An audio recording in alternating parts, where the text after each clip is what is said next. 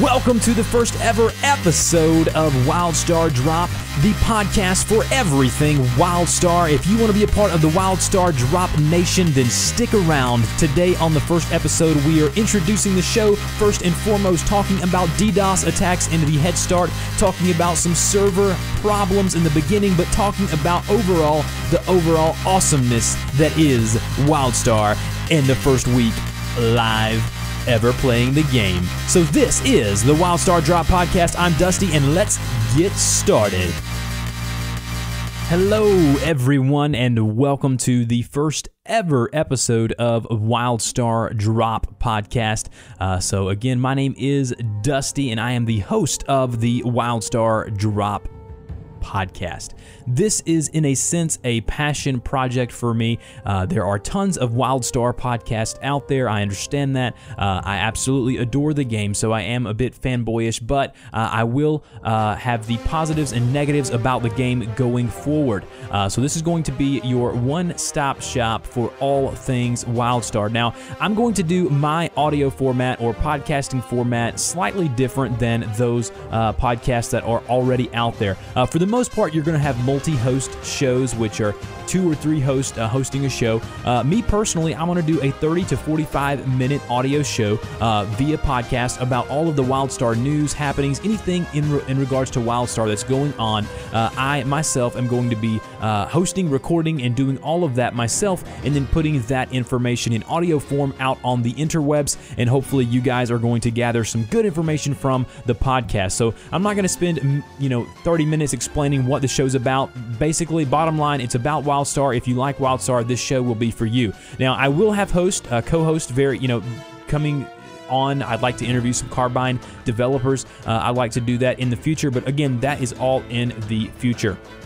So let's go ahead and move forward, get done with the introduction, and let's just jump into this first episode here of the WildStar Drop Podcast. So first and foremost, in the news, obviously WildStar has launched. Today is Monday, June 9th, 2014. WildStar has been out for over a week now. At least the head start has been, there's a 3-day head start there, which I was involved in, and it has been ups and downs and downs and ups, so I'm not going to say it has been perfect.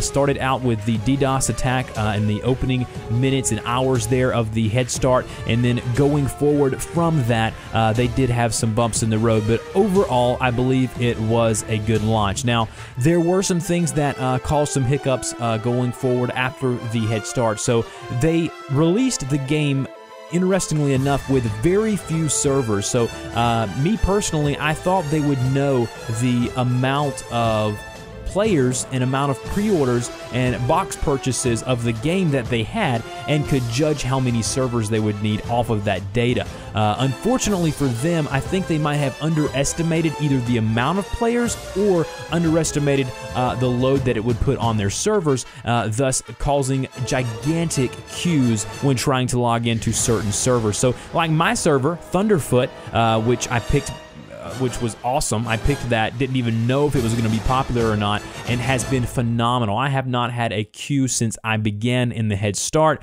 I've logged in, and I know that makes people sick who are on like Pergo and Widow and servers like that, that queues were in upwards of like 15 hours, which is absolutely outrageous. And I hear it's even worse in the UK, over in Europe. I heard it's terrible over there as well. I feel for you guys. So sorry that that has happened to you guys, but hopefully as time progresses, they've opened up almost double the amount of servers since launch. Hopefully that will fix and remedy the problem. We'll see going forward. Again, the game is only just a little over a week old, so let's give them a little break here on that. So that's kind of a little bit about launch. Now, I'm going to talk about my playtime, what I ended up doing on Head Start, what I rolled, and then we'll go from there. So Head Start, I pre-ordered the deluxe edition, so I did get all of the goodies. I had about 49 some odd boom boxes in my account inventory, which I could not open upon logging in immediately. They were having some account inventory issues as well, but I did have a good many boom boxes there. Since I have opened those, and I will report this, opening 6 boom boxes, I have received crap for 5 of them, and then one of them was a mount, which is really neat. It's the Luminous Equivar mount. I put up a video spotlight on that mount on the YouTube channel. You can go over and check that out at youtube.com/WildStarDrop. That's my channel. You can check that out. I'll have links all in the show notes so you can go there and take a look. So boombox is not a complete disaster for me, as I've heard for other people they have been, but it's okay. We got a good many more to open as time does progress. So I logged in. I was in debate whether to roll a warrior, which is what I played up to 38 or 39 in the beta, or I wanted to try a spell slinger, which I got to around level 15 or 16. So I always play ranged classes in MMOs. When I played WoW back in the day, it was a mage. When I played Guild Wars 2, I liked the ranger and the elementalist. And so going forward in WildStar, I thought, you know what, I'm going to change it up and go with warrior. I enjoyed the heck out of that in beta, playing it up to almost 40, like I said. But I got a hold of the spell slinger, and the mobility and the various amounts of skill cap that is involved in playing a spell slinger properly absolutely grabbed my attention and really sank its teeth into me, and I enjoyed the heck out of playing that. So I created 2 different characters. So I went ahead and got my name for my warrior, because I am eventually going to level a warrior. It's a Greenock warrior, so it's a big old guy with a green mustache, so I'm really excited about that. But I did end up rolling the spell slinger and going with him as my main. So it was an Aran male. He was got a blue fur, and he's awesome. His name is Drexel. He's on the Thunderfoot server, so if you want to come hang out, come do that over on the Thunderfoot server. So again, I rolled those 2 characters and ended up going with the Spellslinger as my main. I am up to level 33, I believe, so I'm 17 away from 50. I have been going pretty hard, even though there are people who are already 50 and were 50 days ago. I did go at it pretty hard. Played multiple hours during the week. My wife was out of town, so that allowed me a little more playing time than I might have had otherwise. So I played that all the way up to 33 and absolutely having a blast. Just recently got into some PvP, playing some of the Moody Mask. I can't remember the name of that map, but anyway, playing some PvP and having an absolute blast with the Spellslinger. So we'll see how that goes in the future when I hit 50 and try to get some more PvP gear and amps. So let me talk about my experience thus far. Questing. Let's talk about questing for a minute. That's what everybody's doing right now. They're leveling up, trying to get to 50. Let's talk about that for a few minutes. Questing is, in some areas, grindy. I love the quest, don't get me wrong, all the way from Galeris, all the way from the opening zone there, all the way up through Whitevale, and then now in Farside. Farside, by far, is my favorite zone of the game. It is a zone in an MMO that just makes me want to stop doing anything that I'm doing and just go explore, go look around the zone, go and try to uncover everything that I haven't uncovered, read all of the lore books, all of that stuff. Farside has definitely grabbed me and grabbed my attention, and I love it. Now, traversing around that zone is a pain in the butt at times because you don't know whether you have to go around to get up on something, but Farside is by far my favorite zone thus far in the game. So that's kind of where I am currently residing, around level 33. So again, questing is a little grindy. I did find an add-on called 8th Quest, AYTH Quest, that absolutely has made my life so much easier from the beginning. So 8th Quest basically puts a dotted breadcrumb line from where you are to directly to your quest objective. So if you do not know about that goodness, go ahead and check that out on Curse or download that add-on. I've got an add-on spotlight on YouTube for that. You can go check that out as well. So that made leveling a little easier. I would like to see a little change for the UI. So like the UI on the questing log or the quest log, I would like to see a little better way of organizing it. I believe a lot of times it can gets convoluted, and you could be going somewhere and you sometimes can get overwhelmed. Thankfully, with that add-on that I just mentioned, 8th Quest, it helped out with that a whole lot. So that helped me out. So as far as any type of bugs, there was one bug in a quest in Whitevale that really irritated me because I went through this whole string of quest lines.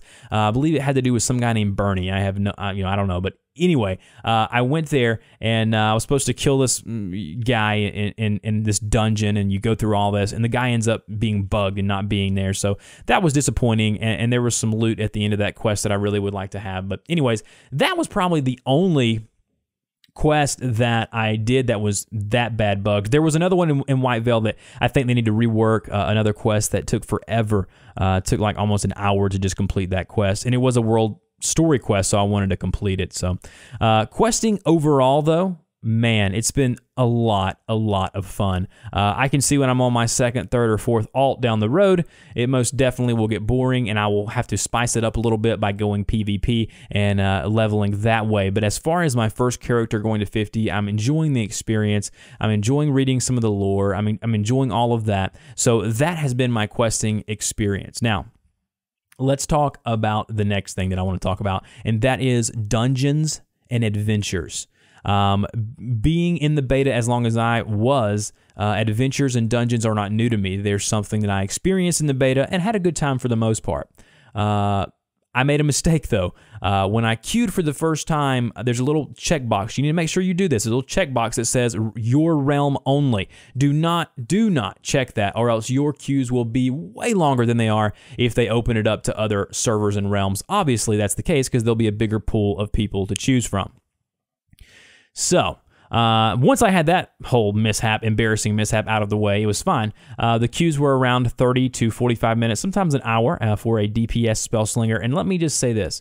I don't know if it's because in beta you have more serious people who are more involved in the game and learning their class and learning the abilities correctly, but when I pugged adventures and dungeons over the past week in the live game, there was only one successful run, and that was the first adventure at level 15 that I run. The other ones, people would quit, the tank would get mad at the healer or vice versa, DPS wouldn't do any DPS, they'd just leave, they'd go AFK, and man, it was an absolute horrible time when I got into these dungeons and adventures, and maybe as these people fade out, that experience will get better. And I hope so. I hope it does. I hope it gets better, because if it does, I'll definitely want to jump back in there. So I went ahead and skipped a lot of the adventures and dungeons. Number one, because the XP for dungeons are terrible. And number two, because the pugging has been absolutely horrendous, and it's been no fun for me because I've had to get around all these people who are absolutely annoying me because they don't know how to run something properly. Other than that, though, the experience has been an absolute blast. I mean, as far as the adventures and dungeons go, I mean, I really do like the dungeons. I like the adventures. So for me, I am going to go back and I am going to run them. It'll just, maybe after a while, after the time passes out. So now that I've kind of let you know about where I am, level 33, sitting around Farside, enjoying the heck out of my time in the game, let's talk about going forward. Let's talk about this game has now launched. It's been in beta for a long time. I have been anticipating the release of this game for a long time.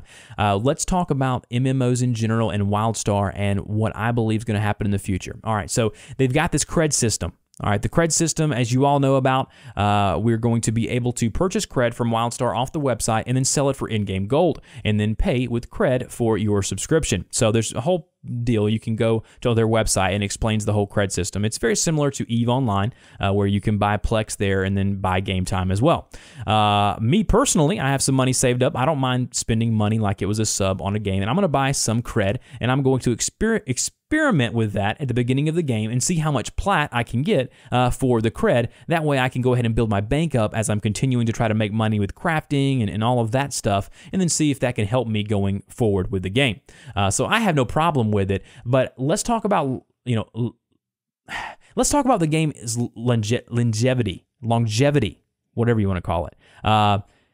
The game itself, I believe, has hype now. Obviously, every MMO does. When we'll be able to judge the MMO WildStar as a whole will be months down the road, 3 or 4 months down the road, when it gets to a point to where the hype has wore off, the Twitch streaming has gone down, the YouTube videos have decreased, and we see, all right, how many of these subscribers are actually going to stay and pay or play enough to accumulate enough gold to buy cred and then subscribe that way. So it is a subscription-based model MMO, and we will see what the future of this will entail.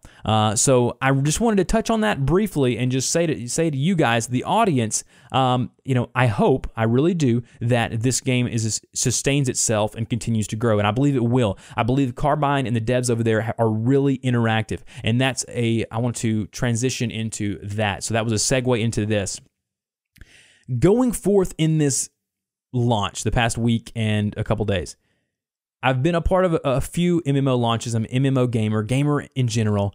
I've never been a part of a game, especially an MMO, where the developers were as transparent and as open as the devs over at Carbine have been.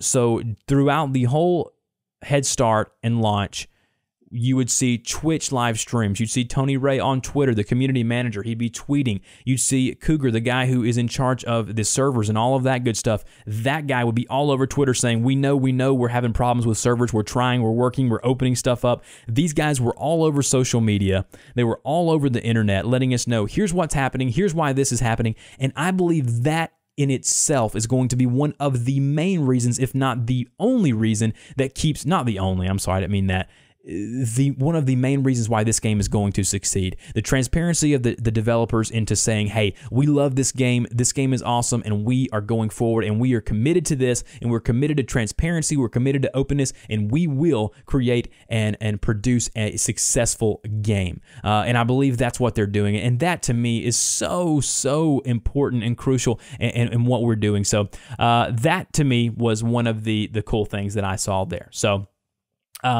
next, let's talk about there was an article that I had read there were some reviews of the game that have gone out. If you go to Metacritic, it's actually received a very good score. So if you go over to Metacritic, I believe it's in like the 80s as right now as I speak. But there are some reviews that are going out that for some reason think they can play the game for 5 or 6 days and then give it a full review. And I believe that's a little biased and a little unjust to give an MMO, which is a living, breathing world, a terrible review score because you don't like it or it doesn't fit your playstyle. It didn't make any sense to me, and that's one thing that I'm going to have to watch and see kind of what happens from here on out going forward. So we'll see how that goes, and we'll go from there. Now, one of the last things that I want to talk about this first episode is housing. Housing is a huge part of this game. It's something that has been touted, something that the devs have been talking about for a long time now, and I want to talk about my experience with it so far.